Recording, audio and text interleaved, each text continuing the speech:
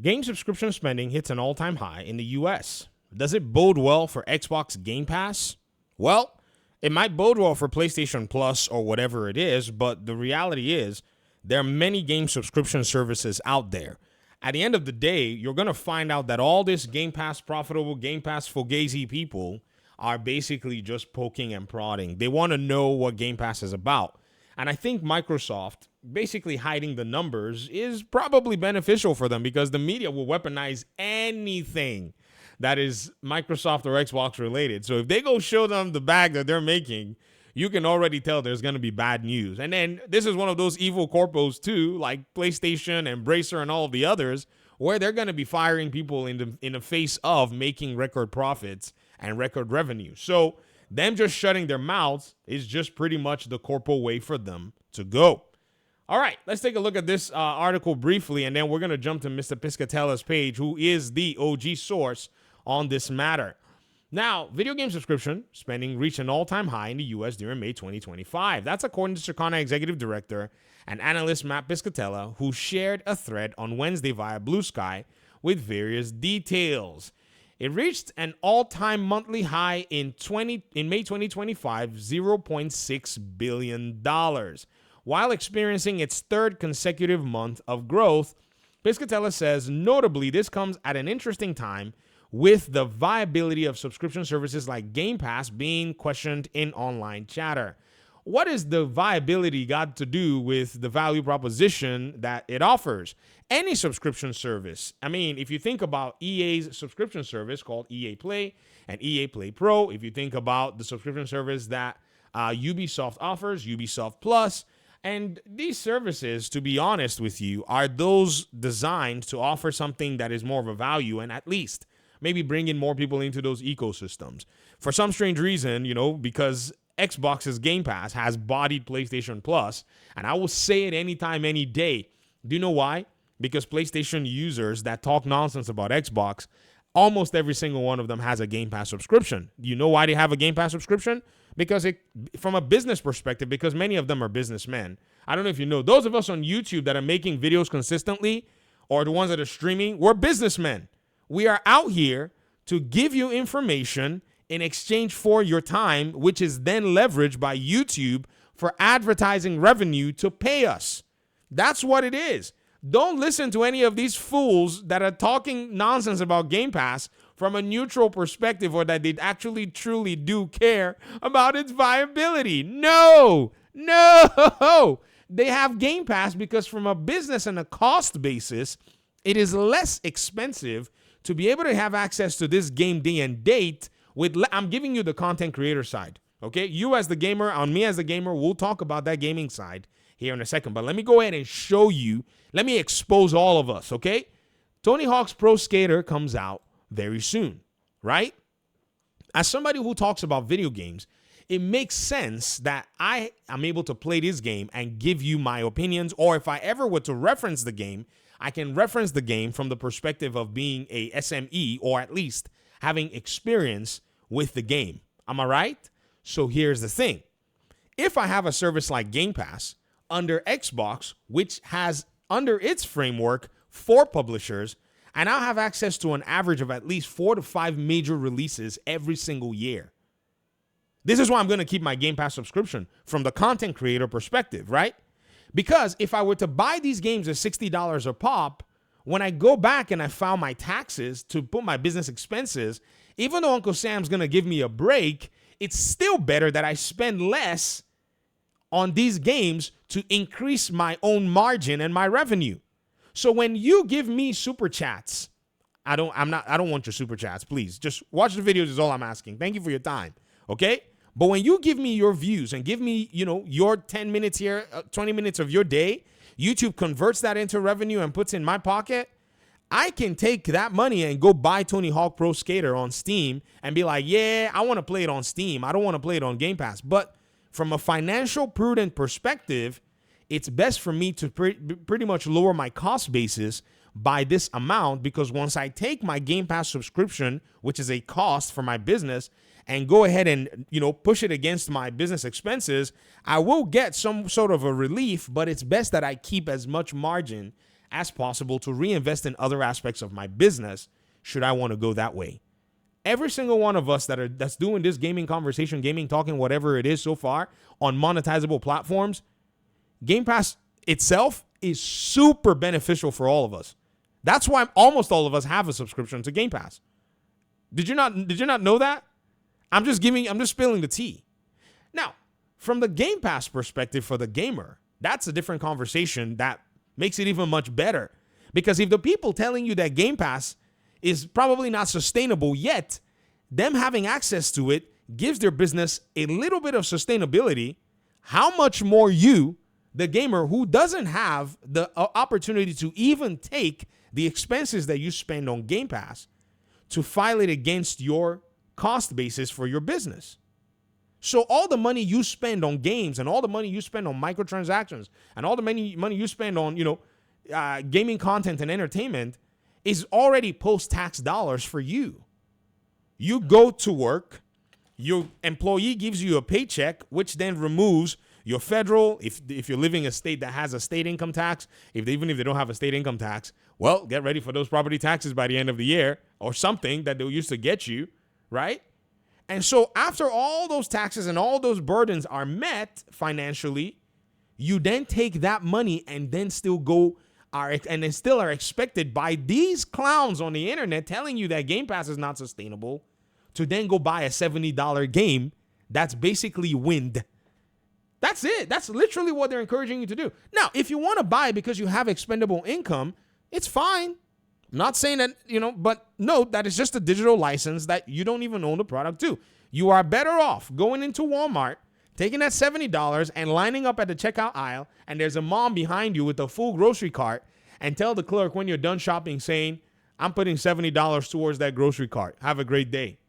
Because that grocery cart is going to have way more value and way more impact than the digital license. You can't fight. None of you can fight me on that statement. You know I'm right.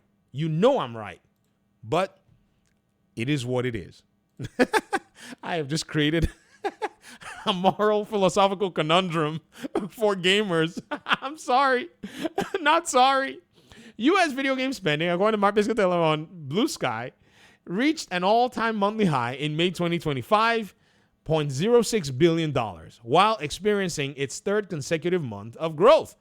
Looks to me, the pressures of higher prices in everyday spending categories like food and general economic uncertainty has folks looking for value.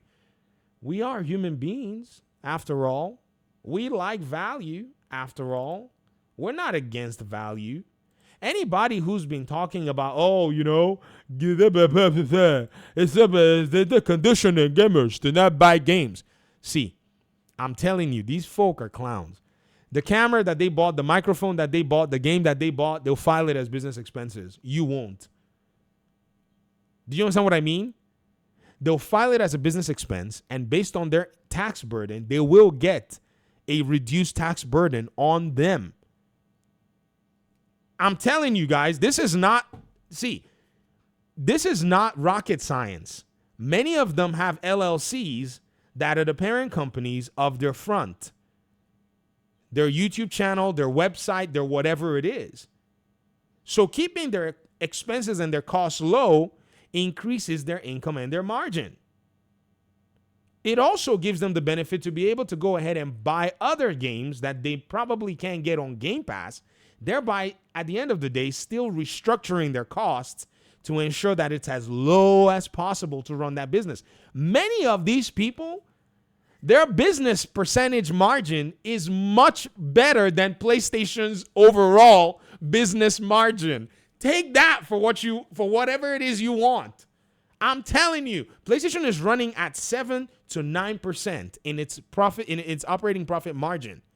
A lot of these YouTubers that are telling you that Game Pass Ultimate is bad, they're running at least at like 50% margin, if not more. Why? Their costs are down. They don't have to invest all their money significant amounts of money on a lot of things. So while you, the customer, is looking for value, don't let anybody shame you for it. Leverage the value to the best of your ability.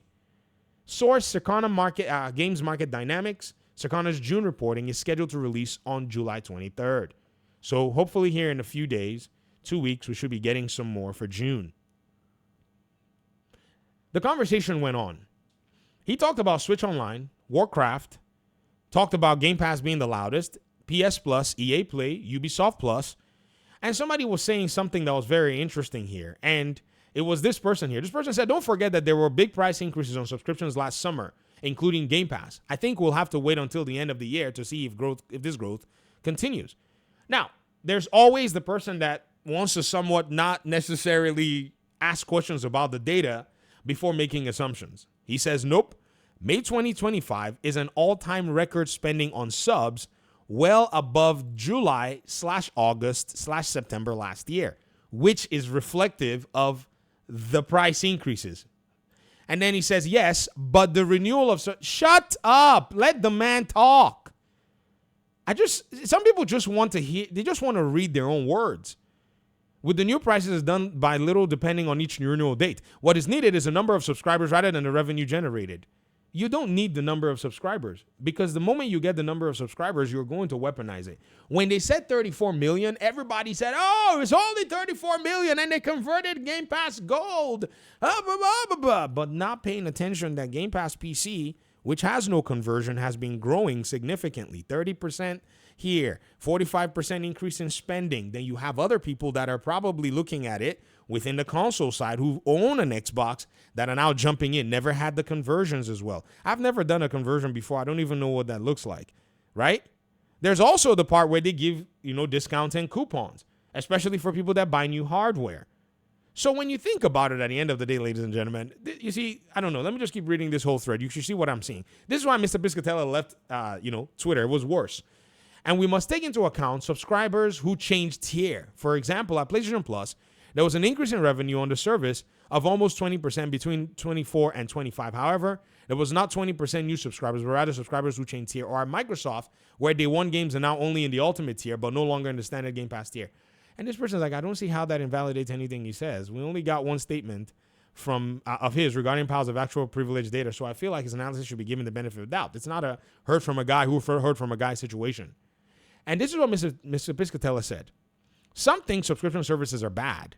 Others think they're good. They certainly don't hurt or benefit everyone equally. And he says there are pros and cons to each of the different distribution models, right, Matt? However, the narrative that subscriptions like Game Pass are killing the industry without considering the bigger picture, such as free-to-play models, higher prices, and ballooning game budgets, isn't the way to go.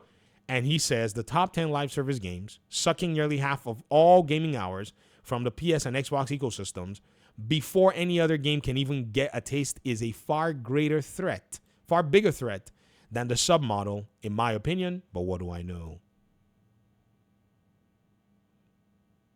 I mean, he said this. In every presentation I give, I will at some point say the biggest competitor to any new game or service is Fortnite. Compared to what the Fortnite/Microsoft/Roblox etc. group of titles are doing, nothing else really matters. This is in line with what Jacob Navox shared yesterday on Twitter in his long thread, right? In his long thread at Square Enix, talking about one of the heads of Square Enix saying how the gaming industry was going to change significantly into a social or a network system is what he was talking about at the time. And his analysis was absolutely spot on. It was the craziest thing I'd ever seen. He took his time to write it, right? He took his time to make sure that this was something that, he could pretty much talk about from his perspective. And man, it was insane. It was insane. All of what it is that he shared. So, if you pay attention to the gaming industry, you look at it from a data-driven perspective, you'll be able to make a best cost benefit for yourself. Don't worry about what everybody is saying or what the pundits are saying. The pundits are gamers just like you. They're looking out for their interests. They're humans just like you as well, and looking out for their own interest as well, right? So once you can basically see it from that perspective, you can't unsee it anymore. You're going to realize that they're just being, they're fugazis. That's many of them. It's just what it is. Thanks for watching the video. Peace out.